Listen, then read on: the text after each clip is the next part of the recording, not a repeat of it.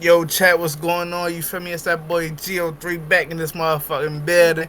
You feel me? And I'm here joined with my good brother K Dubsky for another video. What's good, chat? Y'all know what's going on. No bet. Cash shit in the building. Indeed. Now y'all might be seeing some shit like Geo. What the fuck? You know how to time travel? How the fuck we back in this room? Do y'all homework on? It's something called a weekend. So nah. Nigga back at this crib for the weekend, chat. Back on the laptop mic and a laptop webcam, but that don't stop the grind. Shout out to Kid Dada for the alley oop with the vid, you feel what I'm saying? Indeed. But hey, chat, today we gonna be either getting to that first part or doing the whole, I don't know how we doing this yet, probably parts, but we getting into that 50 Cent's 20-year plot to destroy Diddy. Man. Do y'all homework on destroying Diddy is crazy. Pause. Yeah, that's a crazy title. You can't destroy Diddy. I think that nigga might be into that. Diddy, he into that. Yeah. So oh god. But yeah, let's go chat.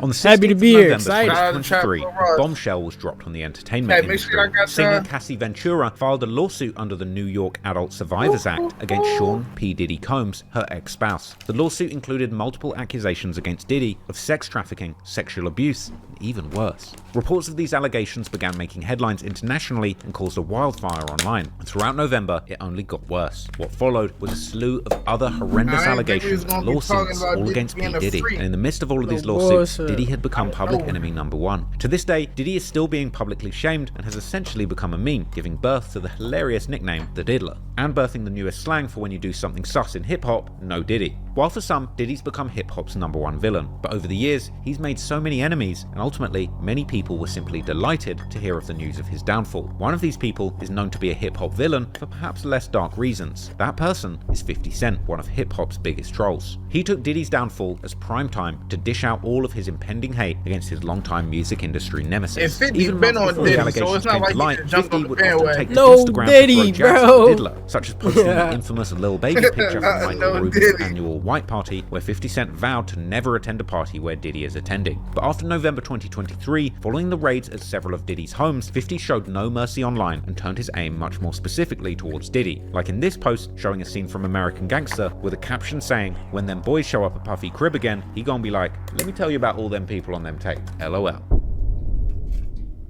Now, before I get any further into the story of Diddy versus 50, I just want to leave a quick disclaimer. Okay, this story will have some pretty dark themes as part of it, mainly relating to some of the twisted things that Diddy's been up to. But this video has been censored in order to comply with all of YouTube's community guidelines. Yo, so no swearing's going to appear in this video, no violence, there's not really anything violent. I remember, like, appreciate you. I remember, like, hearing, you know, stories like in the music industry, niggas knock you out and then have niggas, you feel me, sexually assault you, and then have that tape and make you like sign and make you do stuff for them. Yeah. I'm not gonna lie. If you like told me to pin it on somebody, folks, I probably would not have said Diddy. Like, yeah, I would have thought like a Suge Knight type nigga. Wrong with the nigga or yeah, right. Shit. I was thinking Suge Knight. I don't know why. Like I knew Diddy was something was up with Cub, but I didn't know this sexual deviant shit was up with Cub. You feel? Yeah, me? I thought honestly, I didn't even think. I didn't think Diddy was a sick nigga. I ain't gonna lie, I did think he was gay though. I don't know. He had a little sweetness to him, bro. Sometimes you could just tell. Yeah, Puff Daddy. Yeah. Yeah. Like no nigga that got niggas walking around calling him Puff Daddy is a straight man, bro. I don't care. I don't care, bro. Shit. Nah, that was real shit though, man. Violent in this video, but I'm just letting you know that there are going to be some pretty heavy themes going on throughout this video. But the video has been censored, and if you want to see an uncut version of this video with all the swearing and other things that I just didn't want to put in this version of the video, and I do this for all my videos, head on over to patreon.com/trapballross and you can go and watch it there just for $2. Drop a production. 50 would even share clips of Diddy's neighbors making heinous claims of multiple buses filled with minors regularly entering his residence, or even 50 essentially calling Diddy the new R. Kelly Kelly whilst teasing a full, high-budget documentary that he was producing all about Diddy's allegations, similar to Surviving R. Kelly. 50's been trolling Diddy to such an extent that it's made its own headlines on prominent news outlets like CNN. But this isn't just 50 trying to hijack a popular news story of the times. The truth is, Diddy and 50 have a deep and dark history spanning decades, going all the way back to a time when they were friends, coming up in New York's cutthroat hip-hop scene, eventually teaming up against shared ops, in the end becoming frenemies, and finally full-blown enemies, with 50 Cent in 2024 ultimately becoming P. Diddy's worst nightmare. So today, let's look into the history of this beef that goes back decades and uncover why 50 Cent hates Diddy so much that he waited 20 years for this downfall. Yo, MTV Raps, and we up in the house that these bad boys built, you know what I'm saying? No doubt. Puffy and crew. So Puffy. No, this is my crew than me. This is family. Artists always first, baby. Puffy, take it away. Check it out. This is my man, the Notorious B.I.G. What's the deal? What's going on? The show you're about to see is a conversation with producer, performer, and all-round record mogul Puffy Combs. It was recorded last March, just after the murder of Puffy's friend and protege Biggie Smalls, the Notorious B.I.G. See, I'm crazy. I be thinking, yep. I was crazy enough to believe what the I was saying gonna happen was gonna happen. And that's why I was persistent enough and consistent enough to exist now. You sit right here, Queen. Coming at you outside. On the street, and I am on wax. So if you see me in New York, you see me making my stacks. And the award for best rap video goes to... Nigga, old 50 so hard. If you seeing me in the dark, that's me getting my stack. No bullshit. He has he's not an artist. He's an alcoholic. Yeah, but he's not an artist. See, an artist would be someone who actually wrote something. He's like, I had 50 and Puff at the same table? Mm-hmm. He said, it was the most awkward shit ever, and that you was instigating some. Puff was like, why don't we like go shopping or something? I mean, like, I'll pay for it. And I was like, what the f this just say? Was somewhat a deal that you guys tried to make happen. I don't think niggas understand how crazy it is to ask a grown man, yo, let me take you shopping. Like a grown ass man. Imagine a nigga walk up to you on the street and he like, bro, just let me take you shopping, bro. No, it's not a catch, bro. None of that, bro. Just let me take you shopping, bro. Let me get you some Balenciaga. What you doing later? Let me take you shopping. Where you wanna go? You wanna hit H&M? Like, yo, come on, bro. That's crazy. I might slap this shit out that nigga. If a nigga ever fix his lips to say that damn, to yo, me, you trying to hit the mall real quick? Damn, I'm trying to slide to the mall. You slide through with me? Like, nah, let me take you shopping. Nigga applying pressure. No, boy, so he flirting with you like you a bitch. Like, yo, he flirting with you like he trying, you know what I'm saying? He's getting his Fleece Johnson on, bro. That nigga's getting hot and heavy. What a G's. Whether you like it or not. Dobitron chat. Damn, dude. Was somewhat a deal that you guys tried to make happen. What went wrong with that deal? You know why it didn't go through. Diddy didn't let it go through. Y'all have heard about the world famous party. Many have asked, but few are chosen. When everybody's horizons. Yeah, definitely. I was looking for you. I tell you, get your hand out of my pocket, man. Get your hand out of my pocket. I see what you're doing. I see what you're doing on the channel. Get your hand out of my pocket, man. Okay, I'm telling y'all right now, when I want to work with Diddy, I'm going to physically put my hands on somebody for the ratings. Because he's not going to outdo me. Ciroc Vodka is entering into a groundbreaking strategic alliance with Sean Combs. Would you rather drink potatoes or grapes? I'm a king. Kings drink grapes, peasants drink potatoes. I make the clothes that you would get dressed in, the fragrance you would put on, listen to the music that I produced, to buy the vodka that was in the club. Some people might think that's a form of megalomania. Oh, it could be. Sometimes I like Puff. Sometimes you like him, sometimes you don't. No. 50 Cent sent a case of effing up here for Diddy. Now, be clear, Diddy did send 50 a whole lifetime supply of Ciroc for his birthday as well. So you guys have a hopefully friendly back and forth. He's drinking this Puffy juice, man. Get out of here with that. Hopefully he appreciates me opening up the doors for him continuously. That's how I feel about your boys.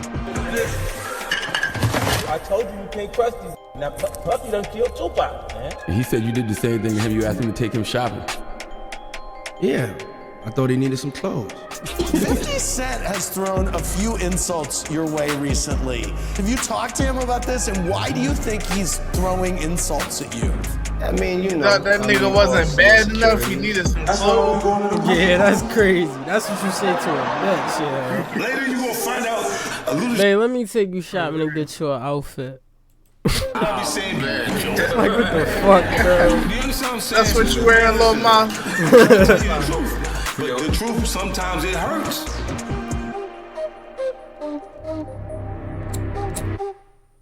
Before we go any further, guys, I just want to ask a quick favor of you, okay? As you know, I make very long, very detailed videos, and I'll be honest with you, recently we've been having a bit of a problem with reviewing the videos. It takes hours to review the videos and look for mistakes. There's been times when I've sat there and watched a video for 4 or 5 hours and found one tiny mistake, and my entire day's been wasted, okay? It's very difficult. I think when I made the 6-hour Youngboy video, I think that was the record. I think I watched that video 27 times, and it drove me a little bit crazy. It drove me Youngboy crazy. I think that's why Youngboy is my favorite rapper now, which I know people don't like to hear. But anyway, going forward, we're looking for people from the audience. You, okay, Trap Lord Disciples, we're looking for you guys to help us review the videos, help us make sure that there's no mistakes or problems in the videos. And I'm literally going to pay you guys. I'm going to pay you, one of you lucky souls. 6 hours to determine if a nigga's a real killer or not is crazy.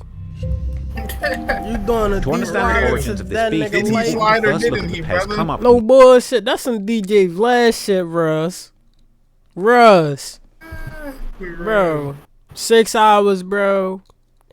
That sound like them.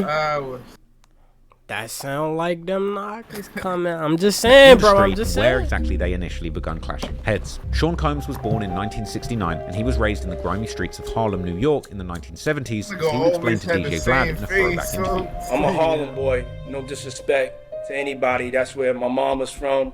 That's where my father's from. That's where my father died at. That's where I was born. That's what I represent. That's my swag. That's my tenacity. I just love being from there. That's where my soul comes from. Y'all should be mad as shit. That hustler mentality has a lot to do with why I am. After the loss of his father Melvin at the age of 2, Sean and his family moved into the suburbs of Mount Vernon. Mount Vernon is a city in Westchester County, New York, in the United States. It's an inner suburb of New York City, immediately to the north of the borough of the Bronx. And Sean credited Mount Vernon for broadening his horizons and introducing him to new cultures and opportunities. In comparison to Harlem, it was a completely different world. Sean attended an all-boys private Montessori school, Mount St. Michael Academy, and he spent the rest of his adolescence in Mount Vernon and took a liking to the performance that's all arts. you had to say, nigga. What the fuck? Bro. It was reported that in his teenage years, Sean actually danced in several music videos let me for not big say artists too much, like man. Diana Ross, which would explain his numerous music video antics later on in his career. After high school, he went to Howard University in DC to pursue a business degree. And during college, Diddy began gaining a reputation for throwing huge parties. These parties were becoming a key part of Sean's personality, and it was really what made him so popular. Sean and DJ Derek Angeletti came very close after this and began throwing that might explain more, damn nigga. Celebrities even began attending the events, and Sean took advantage of his chance to spread his name, engraving his name and nickname Puff on his business cards.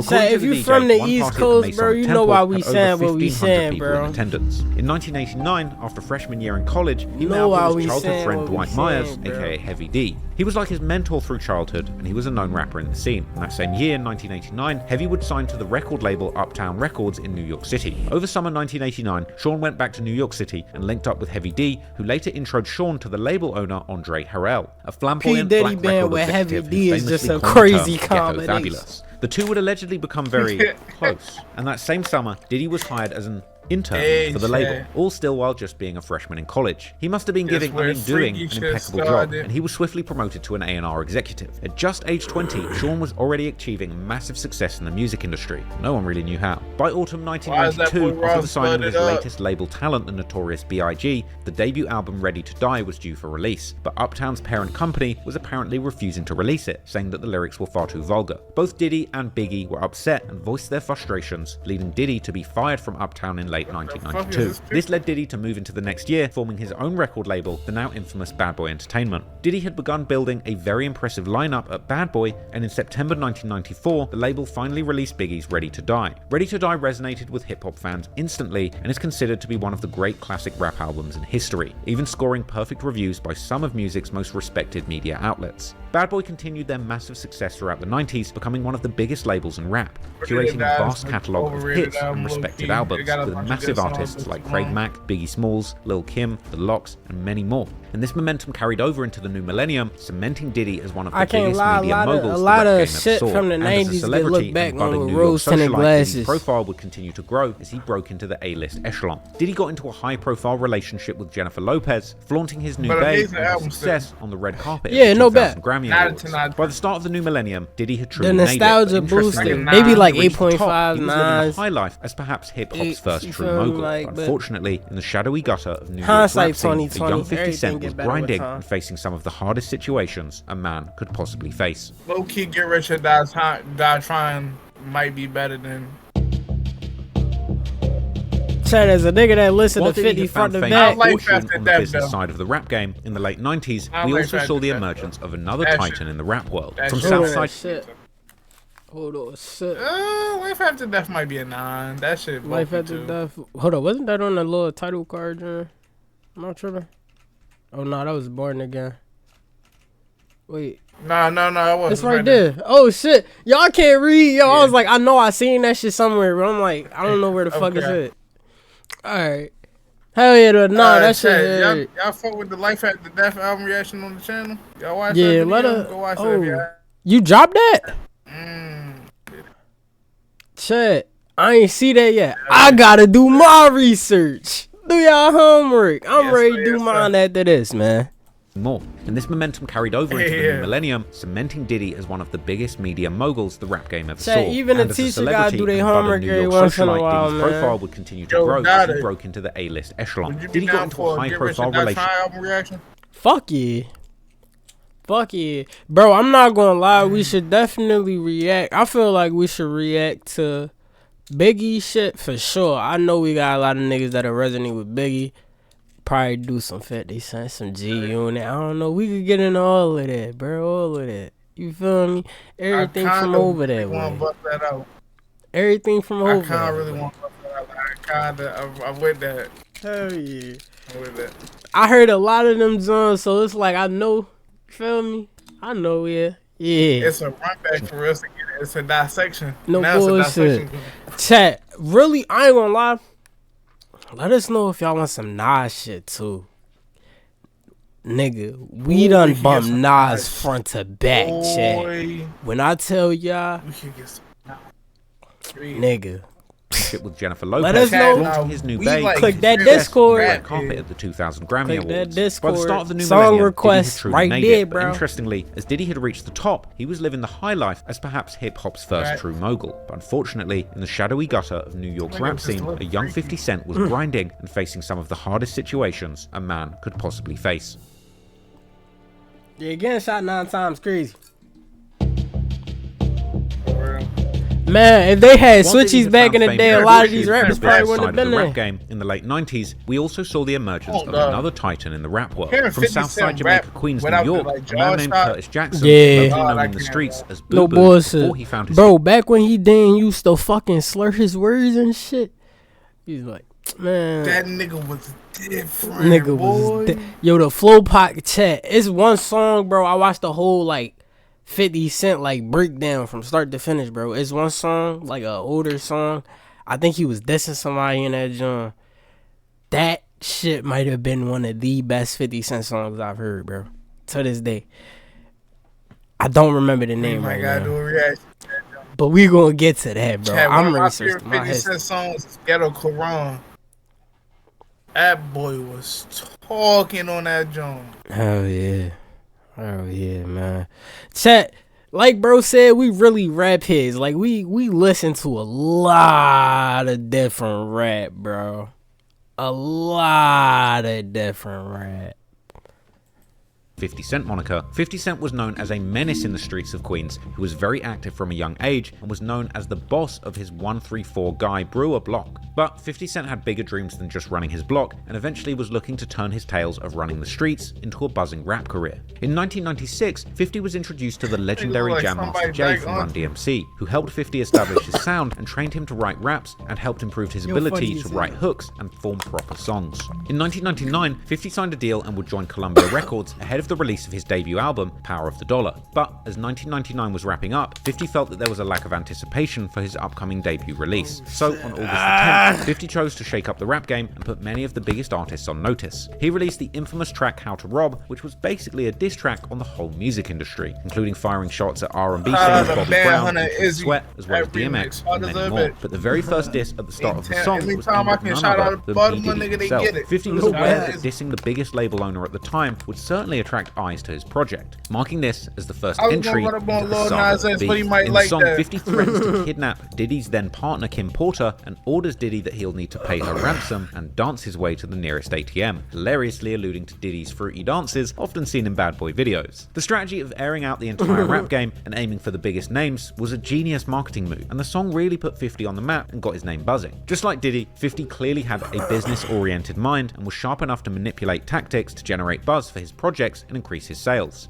His method worked, and the very next month in September, 50 featured in the Next People on the Verge section in Vibe magazine. All was set for the big release of 50's debut album, but the next year, disaster struck for 50's career, as he would seemingly use the same strategy of airing people out publicly to get attention, but this time it was figures in the streets rather than the recording industry that he was exposing. His track Ghetto Quran was one of the first examples of a gangster rapper exposing other gangsters and their activities directly by name, specifically local drug lord Kenneth Supreme McGriff, with 50 rapping openly on the track that he would break down the story of the gangster running the South Side. Oh shit, this is the song I was talking about. What the fuck? And his enforcer Prince was killing people on behalf of him. The song delved I had to see the bars. The sorts of cars that Supreme drove and called out members by name for snitching on people. 50 knew what he was doing. Even rapping, don't be surprised of how freely he was naming serious big-time drug dealers and gangsters from his area. This song was one, in some people's eyes, one of the earliest examples of snitching on a record. But 50 didn't agree with this, telling Vibe magazine that everything he mentioned in the song had also been written about in books in the library and newspaper reports that had been available publicly. Now, I agree with the sentiment, and Ghetto Quran is certainly not snitching. However, 50 was actually from and living in the area that these gangsters he named ran in. This song was seen as the ultimate disrespect, specifically towards Supreme McGriff, who was mentioned in the opening lines of the song. So as a result, the streets decided that 50 Cent was a liability and would need to be taken out. On May the 24th, 2000, whilst 50 was in a car in front of his grandmother's house, a stranger approached him from behind and started shooting at close range. 50 was hit 9 times, but like a true soldier, 50 drove himself to Jamaica Hospital and survived the attack, narrowly escaping death. One bullet had knocked out a tooth, another had hit his hip, and sadly he was told that he would forever slur and limp, with the implication that this would obviously affect 50's ability to rap, but he didn't let it stop him. His original album Power of the Dollar was set for release in July 2000, but after the shooting, 50 was dropped from the label. Luckily, 50 managed to make a full recovery from the incident, and by 2001 he was back in the studio writing music once again. And it appears that by this point, Diddy had actually let the previous diss aimed at him on How to Rob slide, as 50 claims that Jennifer Lopez, Diddy's girlfriend at the time, had told Diddy to use 50 Cent as a ghostwriter. And allegedly, Diddy actually took up this advice, because on the 10th of July 2001, bad boy artist G-Dep released his song Let's Get It, a posse cut featuring Black Rob and P. Diddy himself. You think this nigga bars hard? No, according to 50 Cent, he actually wrote the chorus think this and nigga Diddy's better verse than for this me? track. And when assessing the hook, it definitely seems to be something that could have been produced by 50's pen. First time I came back was because Jennifer Lopez told Puffy he should have me come back to write music with him. I came back, Puffy had a song, it used to go, make this money, take this money. Ain't no way you could take this from me. They get money, let's get it. That don't feel like 50? Now, the following year in 2002, 50 had officially become the hottest unsigned artist in the game, and on April 26, 2002, 50 released his mixtape Guess Who's Back, taunting his ops who left him for dead. I love that mixtape. Despite the ghostwriting lifeline Diddy had thrown to him, on track 8 entitled Get Out the Club, 50 once again disses P. Diddy, calling Diddy a trick, a pointed bar, but also perhaps a slightly subtle hint that 50 might have known some of the nasty things Diddy had to do behind the scenes to get his career going. But 50 had ultimately come up off the back of drama and making a mockery of powerful people, and in natural Fofty fashion, he didn't just stop there. On August 1st, 2002, 50 Cent released the G-Unit assisted mixtape No Mercy, No Fear, and on track 16, Part 2 and Bump Heads, 50 speaks on the outro to the instrumental of a Bad Boy song, I Need a Girl Part 2, where 50 says, "Hey Puffy, stop making those I Miss J-Lo records." For some reason, Diddy had obviously got under 50's skin, but at the time, Diddy chose not to respond or pay any of these disses any attention. Perhaps at the time, Diddy appreciated 50's Joker personality and understood that his method of virality was trying to prod the biggest names in the game. And honestly, it was working. As mentioned, 50 Cent was on fire during this time, and every label was desperately trying to sign him. And surprisingly, even after multiple public disses, Diddy himself also joined in on the bidding war. According to G-Unit member Tony Yayo, Diddy arranged a meeting with 50 to discuss a potential signing, but ultimately chose not to proceed due to 50's ongoing war in New York with Kenneth Supreme McGriff, the kingpin and founder of the notorious Supreme Team, who were one of the biggest crime syndicates in New York throughout the 80s to the 2000s. I guess even Diddy was scared of those guys. I remember the first time, and a lot of people don't know the story, that 50 went to Diddy for Bad Boy. A lot of people don't know that. We had the meeting, and it was so crazy that Diddy didn't sign him. I know that was one of the biggest mistakes of Bad Boy. You know, the Preem situation, and you know, a lot of people were scared of Preem. 50 wasn't. So it was just like, you know, I remember Diddy said this. He don't even remember. He said the 3 things people hate about rappers. He's like, yo, we can't sign you, Playboy. It's too much. He was like, it's too much drama, like, you know, with the Biggie stuff and all that. And I was just looking like, damn, you know what I'm saying? But what do you mean drama with the Biggie stuff? We came to Diddy. 50 came after Biggie got killed. That was one of the meetings that we had. Okay. With what Diddy. year was this? I don't know what year it was. Biggie got killed. Me and 50 there, and 50 went. He took the He on that fence deals all over the table. I wasn't saying he wouldn't take the deal. He might have not. But that nigga, bro, Vlad, one of them type niggas, bro. Every time he say something, he try to lead somebody somewhere, bro. Like he leads you to, he be leading these niggas. Like, duh, bitch, yeah, we know he was. What the fuck, like, bro? Like, Vlad. Biggie been dead, Vlad. Like, years, man. Like, shut the fuck up with that shit, Vlad. I see why he said that shit. I see why he said it, bro. I understand it more and more. No bullshit. I know that was one of the biggest mistakes. That boy, the ultimate you know, the Preem situation, and you know, a lot of people were scared of Preem. 50 wasn't. So it was just like, you know, I remember Diddy, Playboy, it's too much. He was like, it's too much drama, like, you know. We came to Diddy. 50 came after Biggie got killed. That was one of the meetings that we had. Okay. With what Diddy. year was this? We had meeting with Diddy. It was me and 50 there, and 50 went. He took the meeting out of respect. He had deals all over the table. I wasn't saying he was gonna take the deal. He might have not. But Diddy didn't want to take the deal because all the drama. But 50 was the hottest on the planet. Okay, was How to Rob out at this point? Nah, this is after How to Rob. This is after he got shot, and he had all the mixtape on Smash. With some rumors circulating that Diddy and other New York City-based record labels actually blackballed 50 Cent from the industry due to the perceived danger of working with him. And another rumor had circulated that during a studio session, 50 Cent actually pulled out a gun and scared Diddy. So next, as you may know, 50 Cent ultimately chose to sign with Eminem's Shady Records in conjunction with Dr. Dre's Aftermath. The next year, under that label, he would release his classic album, Get Rich or Die Trying, which went on to become this one of right the most here, commercially we gotta successful react to hip-hop this albums of all time, selling over 800,000 units in its first week, debuting at number 1 and going down as a modern-day classic rap album at the no time. bullshit. This one of my top 5 albums. A legendary figure in the rap from game. like artists. Within just a couple of short years, 50 and I don't even I listen listen to a lot of albums, but I don't listen to too many. While Diddy was chasing mogul status, and at the time, 50 was still focused on being an artist, ultimately it would be hard to imagine two such enormous characters and personalities coexisting in the cutthroat world of the NYC rap scene peacefully. Slowly but surely, behind the scenes, 50 and Diddy's animosity would be growing, and while at times they would be friends, collaborators, or perhaps frenemies, what would ultimately unfold would see them eventually becoming bitter rivals, setting the stage for 50 to begin to contend with Diddy in the mogul rankings and patiently waiting over 2 decades to eventually claim Diddy's scalp.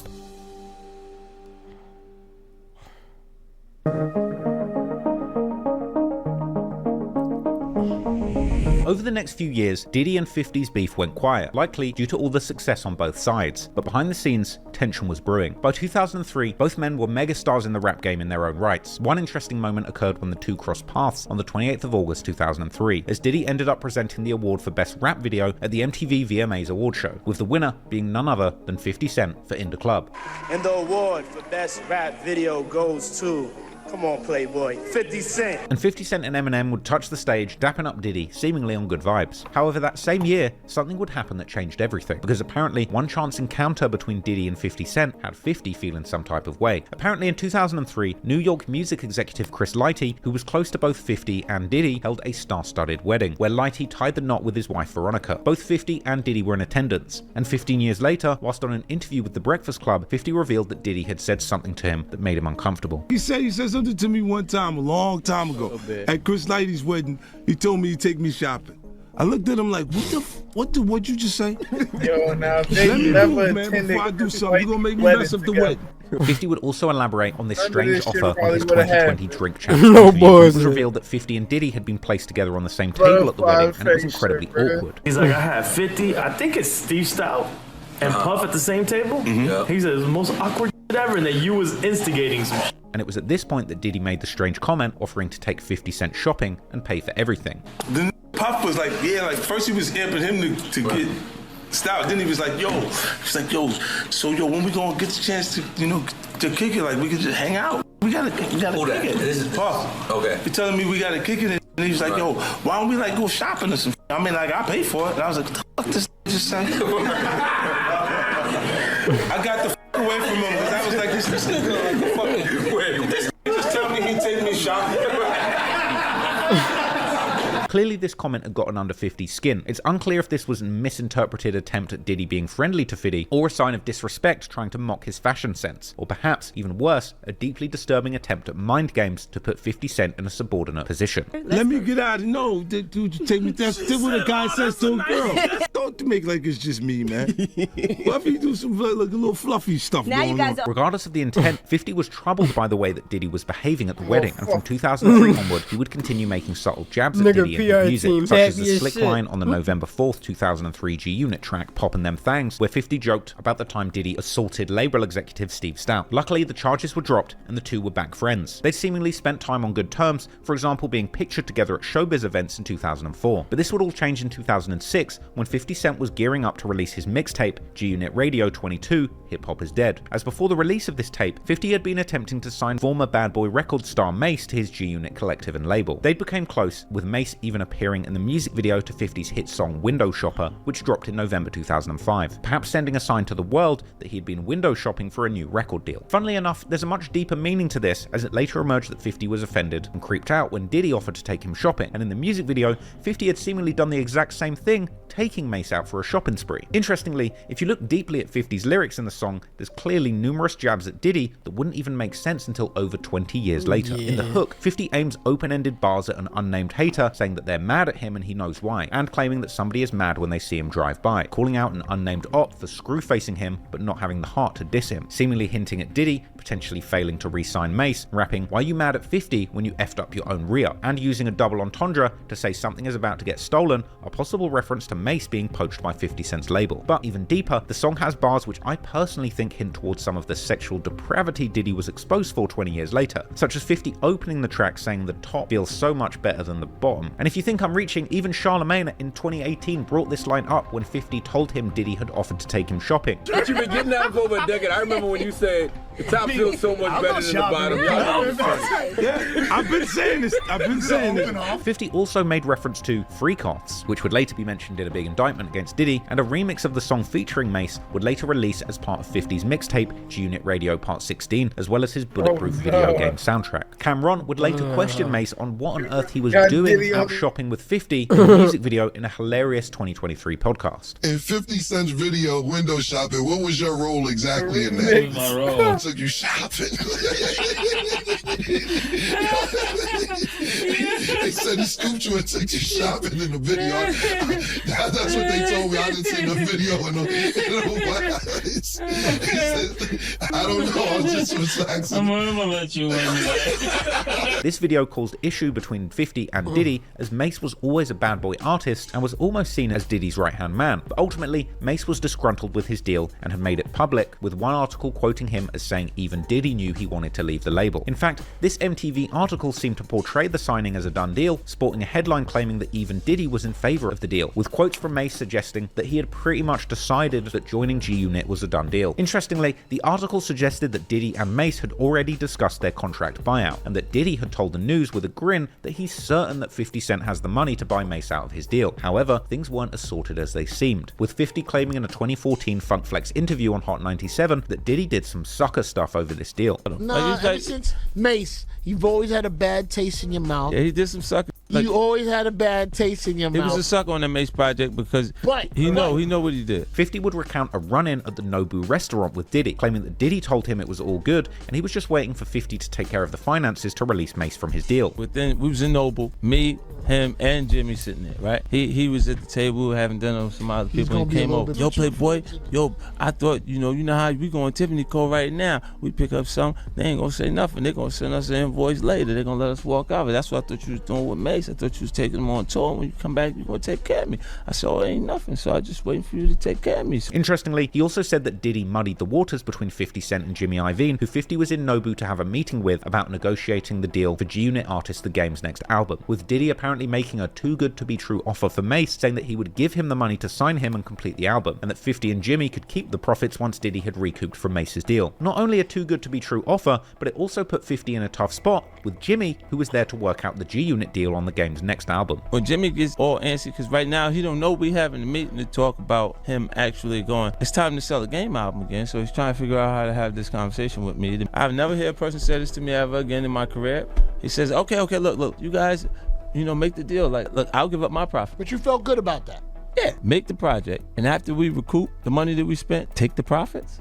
Man, Mace might not even get a chance to write all of the record. I'm trying to write the record for him. Super good deal. Never ever again. And you kind of feel Diddy made the deal hard. Yeah, like after he just said something that I'm never going to hear from my career ever again. In this interview, 50 would then reveal that later, Diddy eventually told him that he was really expecting a whopping $2 million to release Mace from his contract, with 50 famously saying that Mace wasn't worth $2 million with $2 million in his pocket and that he'd have paid $1 million max. Was there a number talked about? Yeah, I was like, what you looking for that? He said $2 million. I'm like, Mace ain't worth $2 million with $2 million in his pocket. You crazy? It was $1 million over what that was supposed to. He could have got $1 million. 50 even said he felt like Diddy was taking advantage of him because he knew he was new to the Mace game. A good artist. $2 million with $2 off mil. the success of Get Rich or Die Trying. He was trying to do that. You knew, like, how let me get that. $2 million. You got it. I'm like, man, that'd be crazy, man. This $2 million offer was far beyond what Mace was worth and pretty much a go F yourself offer. Diddy was pretending to be serious about letting 50 sign Mace, basically to waste his time and money. As Mace explained later, Diddy essentially blocked the deal from going through. G-Unit was somewhat a deal that you guys tried to make happen. What went wrong with that deal? You want the honest answer? That's what we're on there for. Yeah. You know why it didn't go through. Diddy didn't let it go through. That's the reason it didn't go through. He wanted 50 to give him all of the money he thought I owed him. And I thought he owed me money, so that was always the underlining battle, the invisible battle. So then when I said I wanted to go with G-Unit, he was trying to get all of the money back from 50 Cent. 50 Cent is a street guy. He's not going to pay that, So then you run into issues. So when Puff, he just kept saying he wanted $2 million, then he wanted $3 million, and he was just trying to make it where we wouldn't have a budget if you give him all the money. You know how Puff is. You're going to cut your arm off to get free. Okay. So if you get free, you're going to have an invisible leg. This was a furious head-to-head and a deep situation when you think about it. 50 That's came up as a rapper and reached the top of Diddy the game top before 5 trying his hand hater at business all and the time executive positions. Meanwhile, Diddy had somehow managed to climb the greasy pole as an executive with handy deals made behind the scenes that propelled him to the top of the boardroom as a label executive, with Diddy using his industry clout and the help of actually talented writers like 50 to eventually make himself a famous rapper too. Now 50, a successful artist, was trying to poach one of the most famous artists who had helped Diddy. Chat, as much as I hear about how famous Diddy is for his music, I've only ever heard 3 Puff songs in my life and they were all trash to me. Like, no offense to Puff, but I've never heard a good song from that man, bro. I don't see the hype. Only good Puff anything I've ever this would heard represent is tell me a serious who cop the new drop, who Jules got drive, who You feel me? That's it. No bet. Other than that, bro, water.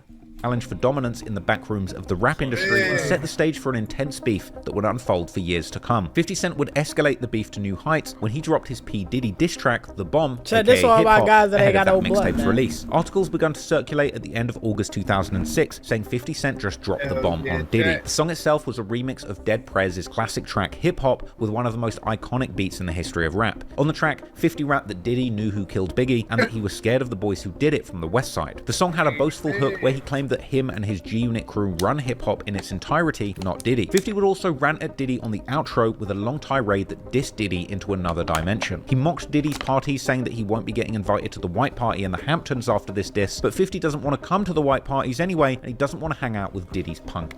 He'd then move on to rant about Diddy blocking him signing Mace, saying that he doesn't even want Mace anymore, going on to say that Diddy and Mace wasted his time on purpose and that Diddy should reimburse him $50,000 in travel fees for flying around the world trying to help Mace. He'd even claimed that somebody told him something about Diddy that he could easily expose. Now, this song caused a huge splash when it was released, but funnily enough, in recent months, since the FBI's raids on Diddy's properties, it's actually had a resurgence, with YouTube commenters joking that the feds must have been spinning this song during the raid. It seemed that following this, rather than outright beef, 50 Cent opted to kill his enemies with success, and going into 2007, in August, when the Forbes Hip Hop Cash Kings list was announced, 50 Cent had actually overtaken Diddy, ranking number 2 behind Jay-Z, with Diddy in 3rd place as the top 3 earning rappers. However, it may well have been the case that 50 was actually the number 1 spot secretly, as the deal for Coca-Cola to buy vitamin water, which 50 Cent invested in early, was only announced a little more than a week before this list went public. And since 50 was set to make a rumored 9-figure sum from the deal, he may well have been number 1 by a landslide, but the numbers weren't actually known yet. Now go check my vintage video on that topic if you want to know the whole story. But clearly, there was a lot of competition between the top earners in hip-hop, and interestingly, all of them were New Yorkers. Funnily enough, despite their bitter rivalries, less than a week later, all 3 of these rich rappers would end up having a dramatic run-in with each other. On August 22nd, 2007, T.I. and Ciara's Screamfest tour would go to Madison Square Garden in New York, and at the show, there would be a surprise performance by T.I., Jay-Z, Kanye West, 50 Cent,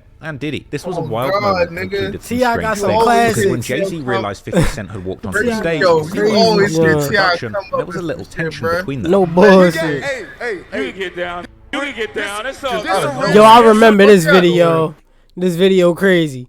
This video crazy, I ain't gonna lie. Yo, Ted, let us know if y'all want some tip reactions down below in the comments. Oh my god, T.I. is just such a legend, nigga. No bullshit. That nigga's hard as hell, bro. Between them. We got, hey, you can get down. You can get down. It's all good. This a real special moment, ain't it? Come on, you can get something. This a real special moment. Uncle Diddy in the motherfucking house. 50 had to come back out and make my show hot. I so appreciate it. Hey 50, I'm glad you up here because you can share my enthusiasm. Yeah. Some have suggested that this was completely unplanned and that 50 Cent actually invaded the stage and strong-armed the others into letting him stay, asserting his dominance as the king of New York rap, with it being suggested that Jay's introduction showed him he was rattled and didn't have a choice but to let 50 stay on the stage. We got, hey, you can get down. You can get down. It's all good. This a real special moment, ain't it? Come on, you can get something. This a real special moment. During Kanye's performance of Can't Tell Me Nothing, Diddy and 50 would be seen running around the stage separately, and all 5 would stand side by side on the stage in a legendary moment that sent the fans wild. But quite a few weird things played out in the dynamics between these frenemies of rap royalty during this performance. 50 would begin hilariously counting a large wad of money on stage, and 50 and Diddy would then seem to walk towards each other for a moment before the camera cut back to T.I. At one point, Diddy seems to be creeping up behind 50 with 50's head on a swivel and watching out for Diddy approaching him, and perhaps for good reason, because this is where Diddy famously spanked Jay-Z's bottom in front of the whole crowd in a bizarre play of power. Now, I'll be honest, having watched this closely, it seems that 50 continually keeps his distance from Diddy, with Diddy seemingly keeping eyes on 50 and often trying to get closer to him. At one point, 50 is actually distracted by the crowd, and Diddy does a complete 360 Diddy turn be playing and keeps grab eyes on 50's ass, rear. yo. But then, right at the end, Diddy actually... Chat, Diddy was the type of nigga that used to be in middle school trying to play nutsack, bro. He was one of them type niggas. You can just tell, bro. He was one of them type niggas, bro. Them niggas, man, niggas is weird, bro. Diddy was catching niggas in the bathroom, you know what I mean? No bullshit. He was sneaking up behind niggas while they pissed. Hey, don't tell y'all don't know nothing about the burrito boys. Nah, you don't know, nah, that's crazy as hell, bro. runs in with his arm around Ye and throws his arm around 50 Cent, with 50 visibly pulling back from Diddy's embrace and quickly shaking him we loose. got some funny story the two would face off for a Let us tense know if moment, y'all where want to those. me, 50 looks like he's mean-mugging Diddy slightly. It was an insane moment and wild timing, all happening just a week after all of these artists fought it out to decide who would be the hip-hop's top moneymaker in Forbes magazine. But perhaps this event, or the fact that they were all getting money, brought them together, as not long after that event, the remix to 50 Cent's smash hit I Get Money drops, which is called the Forbes $123 billion remix, featuring both P. Diddy and Jay-Z dropping verses on 50's hit song. Interestingly, at the time, Jay-Z claimed that 50 actually wanted to get him and Diddy on his remix, which showed the world there was no longer hate between them. The remix itself didn't feature any shade by 50 and was mainly just braggadocious bars. However, in Diddy's verse, he dropped many questionable lyrics that today would have anyone giving the side-eye. Ironically, he started his verse ending the first 3 lines with the phrase, "Diddy did it," and the 4th by saying his lawyer is so good that Diddy got acquitted. For now, it seemed that Diddy and 50 had actually become friends, or at least neutral for the time being. However, in a 2008 MTV interview backstage, Diddy and 50 had a play fight after 50 crashed a Diddy interview to promote his new reality show. Broaden everybody's horizons. Yeah, definitely. I was looking for you. I tell you, get your hand out my pocket, man. Get your hand out my pocket. I see what you're doing. I see what you're doing on the channel. Get your hand out my pocket, man. Look at me when I'm talking to you. I see, yo. I see what you're doing. I see what you're doing, man. I see what you're doing. Nah, look at me, man. I see what you're doing, man. Yeah, you gonna make me. Okay, I'm telling y'all right now. When I want to work for Diddy, I'm gonna physically put my hands on somebody for the ratings because he's not gonna outdo me. I'm gonna physically. I'm gonna go to Central Book. Yeah. I'm used to it. I know what it is. But get your hand on my pocket. Get off my channel, boy. I love He's like, you got the right you seen it? No bullshit. Donald Trump seen it. Yeah. Donald Trump said my doing show's too a much. knockoff He of The getting Apprentice. too. I said, Yeah, I'm saying. what's the matter? Hands shouldn't be moving like that. I mean, you got a little age on him. You can see to now. me, be honest, it felt a little. Said I don't need to touch my brothers that much. That's weird. This is what I gotta do it, right? Type These are my time, friends. But the guys that really don't like me, that's who you need to talk to. Yeah. Like, what type of time are you on, bro? Yeah, that hug nasty. This is what I gotta do it, right? Lay on it. Really don't like me. That's who you need to talk to. That's what the hugs do. I think No bullshit. That's what the into a new hugs era, do. in a new game. You know, it's important if they do the right. Bro, shout out 1.5 that bitch. Way. My man did his show the right way. If you haven't seen it, go check it out. I love this show. We're gonna see how it rocks. The two were still on thin ice, and soon the tension would be rising. Diddy and 50 appeared together again when 50 Cent became embroiled in a deep beef with Rick Ross. Now go check my vintage video on that if you don't know the story. But during the beef, 50 made several incredibly disrespectful vlogs and videos trolling Rick Ross, including one where he invited Rick Ross's son and his mother to Floyd Mayweather's mansion in Las Vegas, with an arguably uncomfortable-looking Diddy appearing in the background for parts of the video. At one point, Diddy and 50 seem to be having a friendly conversation, and they go on to eat candy and chat with Floyd and film director Gary Gray for a while. This was surprising, as it seemed that Rick Ross and Diddy actually had a good relationship, but it's entirely possible that Diddy's presence there was completely unplanned. In fact, in the coming months and years, it would emerge that clearly Diddy was much closer to Rick Ross than 50 Cent on a personal level, as Rick Ross would later appear on the 2010 remix to Diddy's Dirty Money Crew's track Angels. And a few months later, in April 2010, it would be announced that Diddy had become Rick Ross's official manager, with Rick Ross later claiming in an interview that their relationship is much deeper than just rap, and later announcing that they were recording a joint project together under the name Bugatti Boys, and releasing the track Another One. Unfortunately, as Rick Ross's beef with 50 Cent ended up getting extremely raw and personal, no doubt 50 began seeing Diddy and Ricky in the same batch as certified ops. But in the years that followed, there was less personal back and forth between Diddy and 50. I knew it was something off about Officer Ross, man. Supervillain, but eventually, just like the situation with Mace, the beef between Diddy and 50 would be reignited once again, with the war playing out this time in the business boardrooms. That makes sense now. That motherfucker makes sense now. They got a deeper relationship. While Diddy made his name in the record business, heading up Bad Boy Records with the booming success of the Notorious B.I.G., and after Biggie's untimely and suspect death, eventually making a name for himself as a rapper, but Diddy's career as a moneymaker went far beyond just the rap industry. He famously founded clothing brand Sean John, which generated hundreds of millions of dollars, and a company that he eventually sold pieces of for top dollar. But Diddy's next famous power play in the business world was becoming the spokesperson for Ciroc, an alcoholic beverage made of grapes, marketed as vodka, but not necessarily actually vodka. Something that Diddy seemed to suggest was an asset rather than a finesse, claiming that only peasants drink actual vodka made from potatoes. Blue Dot Ciroc. It's made with grapes, not potatoes. It's the smoothest thing out there. It's better than that gray PP. Put that geese down, ho. We Ciroc boys. Would you rather drink potatoes or grapes? I'm a king. Kings drink grapes. Queens drink grapes. We don't drink potatoes, okay? Peasants drink potatoes, okay? The grape-derived party drink eventually came in a variety of fruity flavors that matched Diddy's various personalities perfectly. Interestingly, the brand real fruity. It makes sense. The product was NFL player Earl Little. No very little What'd about you say, Mud? Which one you think you is, Diddy? A king or a queen? Yeah, you brought that up too smooth, bro. He wanted to say queen first. He really did. He wanted to say queen first. We're heavy on him that he did. Him. It doesn't seem like he really got the brand popping. The brand Ciroc would truly catapult itself into the hip-hop world in 2007 when they started working with Jay-Z and eventually Diddy, who began pushing the brand hard after signing an alleged $100 million deal with the brand, announcing the partnership in a glossy press conference where Diddy claimed that this partnership with Ciroc would revolutionize the spirits industry forever. Ciroc Vodka is entering into a groundbreaking strategic alliance with Sean Combs. Sean Combs and Ciroc Vodka. This is history because this is not an endorsement deal. This is not a co-branding deal. I'm going to be taking the lead on the marketing and advertising, the brand building, where it's sold, how it's sold, and I'm very excited about building a luxury brand. My alliance with Diageo is something that will revolutionize the spirits industry forever. And it certainly revolutionized Diddy's pockets forever, with it emerging that Diddy was in charge of all marketing for the Ciroc brand in a big money deal that would see Diddy sharing 50% of the profits. Over the following 6 years or so, Diddy would shamelessly plug this drink at every opportunity, in glossy TV ads depicting Diddy partying in high class with Ciroc as his drink of choice, to 3-minute commercial movies where Diddy would hold a Ciroc smooth off and refer to himself as Ciroc Obama. He would hold star-studded Ciroc parties attended by the biggest rappers of the era, and he would famously ring in the new year after year with his Ciroc the New Year campaign and yearly parties. We are here live behind the scenes putting the party together. Y'all have heard about the world famous party. Many have asked, but few are chosen.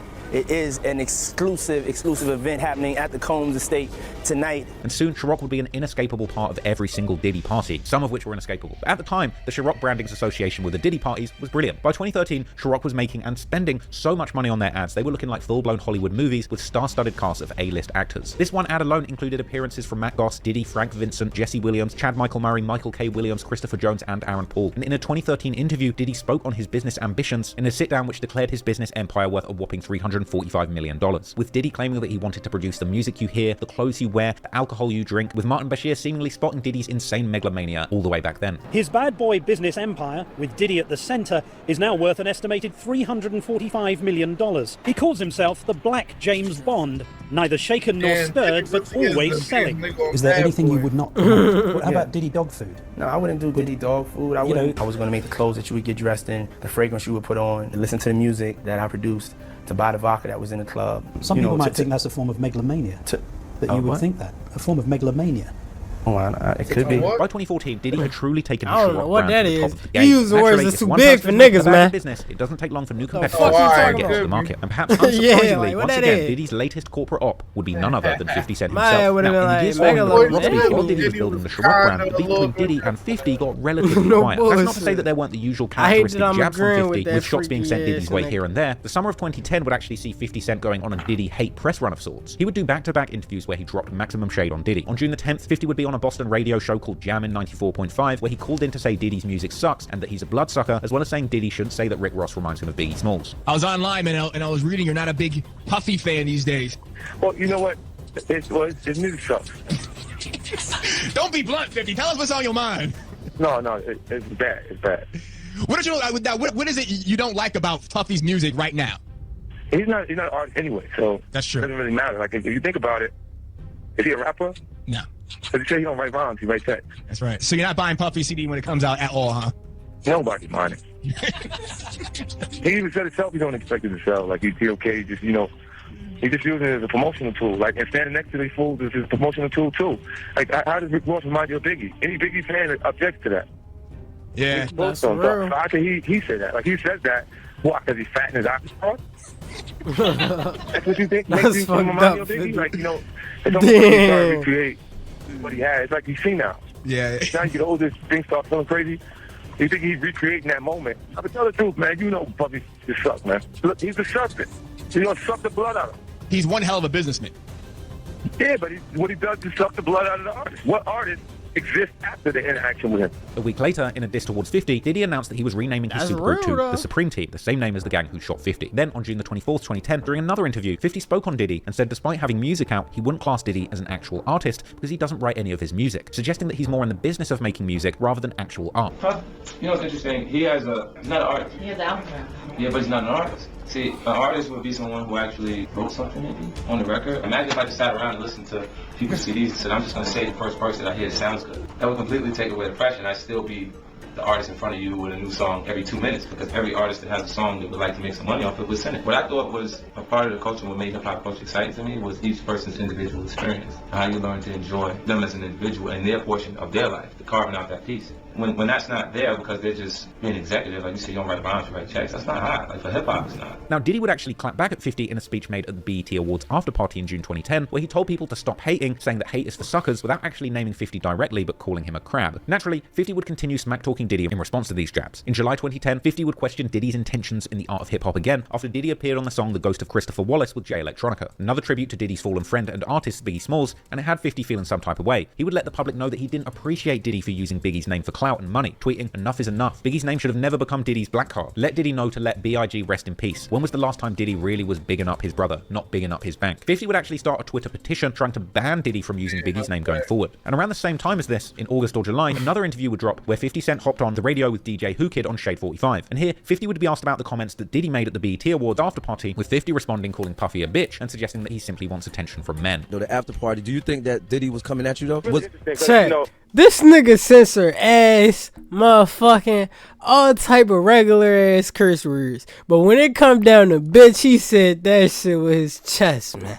Suggesting that he simply wants attention from men. The after party, do you think that Diddy was coming at you though? It's interesting because, Puffy's like a to describe Puffy in one word is see, you know how ugly always got like pretty friends? Yeah, I know what you mean. He built his group. He want to be the hot in the group. He want to make sure he getting all the attention. Yep, they get the dudes hollering at them and everything. Is that the pretty bitch with the ugly girls? He want to make sure that kids want to holler at him. If he'll tell you himself what happened in Miami, stay in Miami. They would even for a moment bring up the fact that Diddy was forming a group called the Supreme Team, with 50 saying Puffy should know better. He did change the name though. He changed the Dream Team, Supreme Team.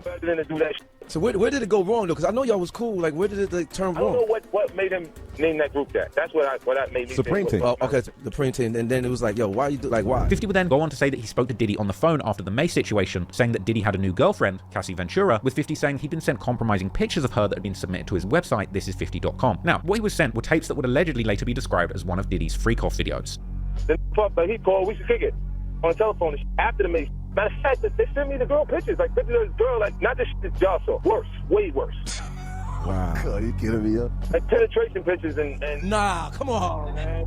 Come on, Phil. And when 50 says in the interview, not the stuff that you saw, it's way worse, he was referring to leaked topless pictures of Cassie that had circulated in mid-2009, with them eventually being taken down for a pretty interesting reason, with one Hollywood gossip blog explaining that the topless pictures of Cassie were taken down due to a claim from Bad Boy Records, on the basis that they had bought the photos and had exclusive rights over them. Interestingly, this 50 Cent interview was the following year, months after the rumors had circulated on Twitter that Cassie's even more compromising clips had been leaked, and the following year in 2011, Media Takeout would report that they'd been contacted by somebody claiming to have an explicit tape that starred both Diddy and Cassie together, with an explicit photo of themselves together also getting shared online around this time. But anyway, 50 would go on explaining that after he was sent the alleged freak-off video through his website, he actually called Diddy to ask him if Cassie was really his girlfriend. Say, yo, you with this girl? Like, you like her? Like that? And he was like, yeah, that's my girl. I'm like, all right, I'm gonna send you something. You look at it, you call me back. 50 said that it was after this confirmation from Diddy that Cassie was indeed his real girlfriend that he sent Diddy the clips, but he was surprised when Diddy called him back and said thank you for the video. I sent him the photos, the pictures and everything. The nigga called back and was like, yo, thanks, man. Yo, I really appreciate that. Diddy would go on to quiz 50, asking him where did you get these from, with 50 reminding everybody that usually when he gets sent something, it's getting posted online. I sent him the photos, the pictures and everything. And the nigga called back and was like, yo, thanks, man.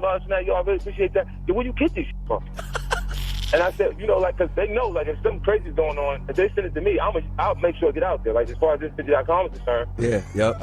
And then 50 would go on to drop a bombshell, explaining that because of the way Diddy reacted, he realized that these pictures and videos weren't being made because Cassie wanted them, but because actually Diddy wanted them. Even saying cryptically that Puffy likes to take advantage of all the stuff. Hey, let us know if y'all want the DVR website. Photographs were not happening because of Cassie. I thought it was happening because a girl moved from a man and she upgraded to be insecure. You know what I'm saying? They start feeling some kind of way, especially like whoever the guy when she was with in the photos versus where Puffy's at. Puffy's, he ain't no slouch. You know what I'm saying? Like, yeah, he's been able to take advantage of all the suckers. This was a bombshell interview, but it didn't really pick up steam at the time. Interestingly, however, a month later in September 2010, 50 Cent would actually run into both Jay-Z and Diddy backstage, with 50 later telling MTV that he'd seemingly squashed his beef with Diddy, with the two having a conversation and coming to an understanding, with 50 saying, I had a conversation with Puffy the night before Jay. He gave me a whole new perspective on his actions. He's like, I understand the way you felt because of what I was doing at the time, but I wasn't thinking what you was thinking I was. You done hit me 9 times, I'm just in the fetal position because I understand why you're attacking me. But if I can't touch bases with you to tell you what I'm thinking or why I did it, then you can't understand it. We created a little clarity out there. Interestingly, a week later, Diddy would be on the cover of Vibe magazine along with 50's arch nemesis Rick Ross. The article would discuss the feud, with 50 stating that Diddy was unfazed by 50 claiming to have the nudes of Cassie. But Diddy wouldn't answer any direct questions or give any quotes relating to 50 Cent. Seemingly, the bitter feud was frozen into a cold war at this point. 50 and Diddy would appear to leave each other alone for all of 2011 and the majority of 2012, with one of the only jabs being thrown by 50 in December of 2012 when he made a tweet about music manager James Cruz, an ominous post where he said that he asked Diddy what he did to James Cruz to make him act like one of his girlfriends, going on to say that Diddy said, "What happens in Miami stays in Miami." And Tony Yayo from G-Unit would later say in a Vlad TV interview that 50 had actually told him that Diddy had hooked up with James Cruz. Already said. Oh, he said, all right, 50 said James Cruz F Diddy. Oh. Like had sex with Diddy. Some crazy But come on, I didn't believe it was true. You know what I mean? Shout to Diddy, Cruz, and 50. Now, this was seemingly a joke, but some took it serious, and it was yet another hint from 50 Cent that Diddy's extracurricular activities were slowly getting known by the world. But once again, things would quieten down between the two, until 50 once again saw something sus from Diddy, with 50 on social media just being unable to hold his tongue. This time, tweeting a picture of Diddy and Rick Ross embracing, almost as if about to kiss, with the caption, "Good morning, girl." Again, nearly a year would go by before another shot would be fired, with 50 reposting that same picture, along with yet another sus image of Diddy with Steve Stout in March of 2014, along with a caption reading, "I ain't saying nothing, but something ain't right, LMAO." But while 50 was throwing jabs, Diddy was getting busy. At the end of March, he would release a new song under his original stage name, Puff Daddy, assisted by French Montana and Rick Ross. 50 Cent would quickly react in an interview on 92Q, which has unfortunately since been deleted on their website, but in a Vibe article reporting on it, it was claimed in the new interview that 50 had called Diddy's new song with French Montana and Rick Ross straight garbage, saying, "You know he hasn't got any music you want to hear if this is what he's deciding to put out." 50 would elaborate on his comments in a Hot 97 interview, saying that the song was weak. He made some comments about, I think, Puff's new joint. Yeah, it's a good record, man. Which one? I like it. That Big Homie record? Big Homie, yeah. I like when he does that type of talk. I like when he does that type of talk. That's the type of talk you want to hear from Puff. I think it's weak. Funk would ask 50 about his strained relationship with Diddy. You Puff have a weird relationship. I'm just saying, I don't want you. I'm not trying to force you to think what I think. Sometimes you like it, sometimes you don't.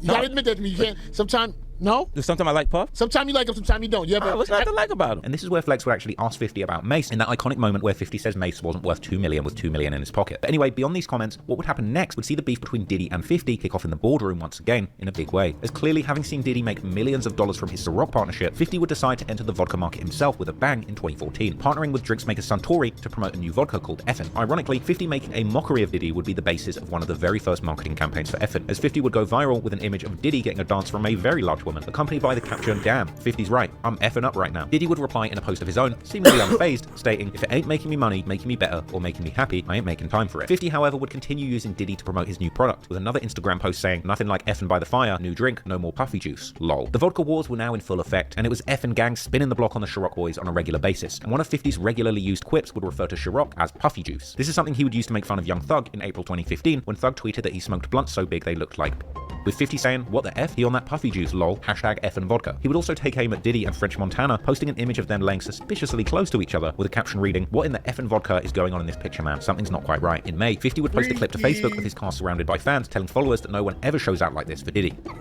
They don't never do this for no mother puffy. You kidding me?